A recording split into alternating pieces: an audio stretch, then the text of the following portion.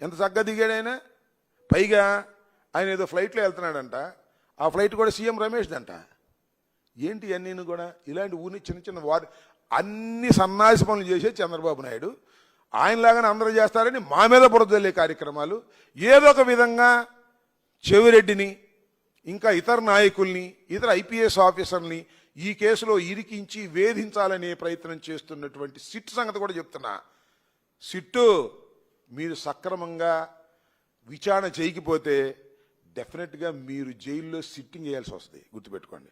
SIT అధికారులందరికీ చెప్తున్నా, మీరు చంద్రబాబు ఏం చెప్తే అది చేస్తున్నారు.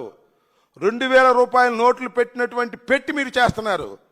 మొన్న కూడా చూసాం, కసిరెడ్డి దగ్గర 11 కోట్ల రూపాయలు ఎక్కడో ఫామ్ హౌస్లో, ఏదో farm college, engineering college Vardhaman కాలేజీలో చేశారంటే దాని మీద కోర్టులో విచారణ జరుగుతూ ఉంది.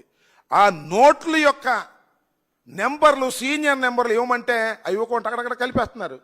అంటే దొంగతనం చేశారు. పోలీసులే డబ్బులు తీసుకెళ్లి పెట్టి పట్టుకుంటారు. మీరు చూశారుగా, చాలా చోట్ల జరుగుతూ ఉంటుంది. ఎవరి మీద కేసు బుక్ చేయాలంటే గంజాయి పెట్టి వాడి తెలియకుండా వెళ్ళి పట్టుకుంటారు. ఆ రకంగా సిట్ చేస్తుంది స్పెషల్ ఇన్వెస్టిగేషన్ టీం. ఐపీఎస్ అధికారులు, డిఎస్పీలు, సిఐలు, ఎస్ఐలు ఉన్నటువంటి టీం ఇవాళ చంద్రబాబు నాయుడు మోచేతి నీళ్లు దాగుతూ లోకేష్ చెప్పినట్టుగా మా నాయకుల్ని ఇరికించాలని మీరే నోట్లు తీసుకెళ్లి పెట్టేటటువంటి కార్యక్రమం చేస్తున్నారు. ఈ ప్రభుత్వం శాశ్వతంగా ఉండదు. న్యాయస్థానాల్లో అన్నీ బయటకు వస్తాయి.